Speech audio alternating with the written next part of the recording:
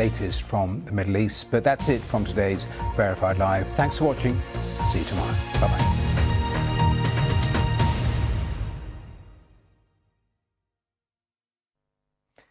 Hello. Storm Babette will be lashing the UK over the next few days, but I'd also like to make the point that the weather won't be bad all the time. As this storm spreads from the south, we're also expecting the skies to clear in a few places.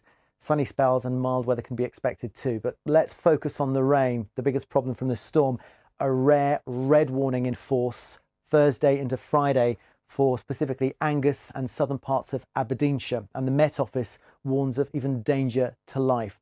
But let's look at the rainfall first across the whole of the UK. So this is the rainfall accumulation as the days go by, widely 30-40 millimetres of rain, but you can see around eastern Scotland and the northeast of England here potentially well in excess of 100 millimetres of rain. So here's the forecast then through the night. The weather front, the rain front associated with Storm Babette, makes its journey towards the north.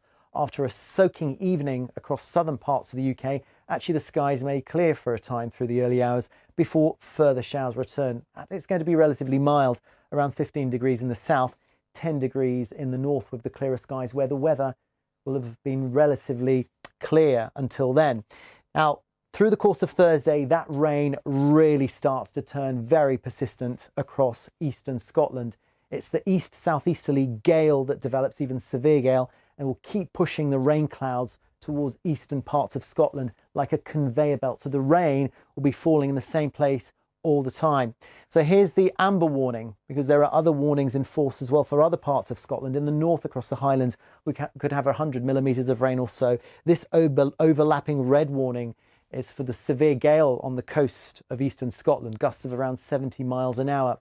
But then there's that red warning focusing on Angus and southern parts of Aberdeenshire. The red warning from the Met Office, extensive flooding is possible.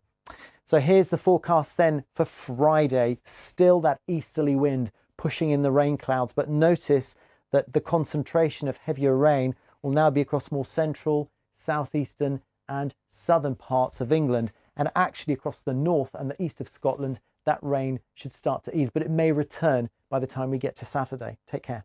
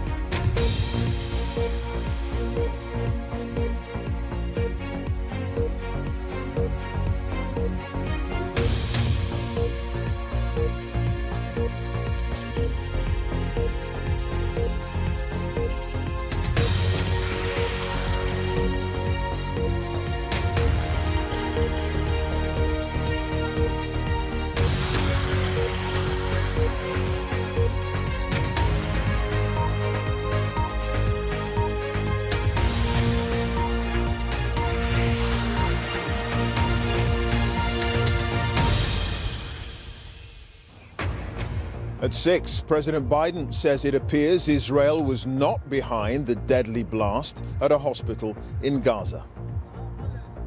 Yesterday's devastating explosion is reported to have killed hundreds of people. We'll be reporting from the scene.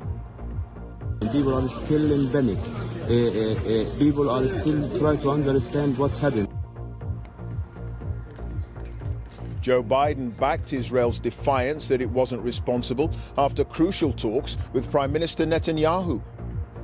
I was deeply saddened and outraged by the explosion at the hospital in Gaza yesterday. And based on what I've seen, it appears as though it was done by the other team. But protesters in Lebanon and many in the Arab world believe Israel is to blame. We'll take a look at the evidence. And this evening, some hope for the people of Gaza, as Israel says it will allow some humanitarian aid into the territory via Egypt. Also on the programme tonight, a fall in the price of food at last, but higher fuel costs mean inflation remains the same at 6.7%. Landing in the UK next year, the Amazon drones dropping parcels at your home. And one of the UK's biggest new cultural venues, 4 years, opens its doors in Manchester. And coming up on BBC News, a big night in the Women's Champions League. Manchester United are away to Paris Saint-Germain, while Glasgow City take on Norwegian club Brann.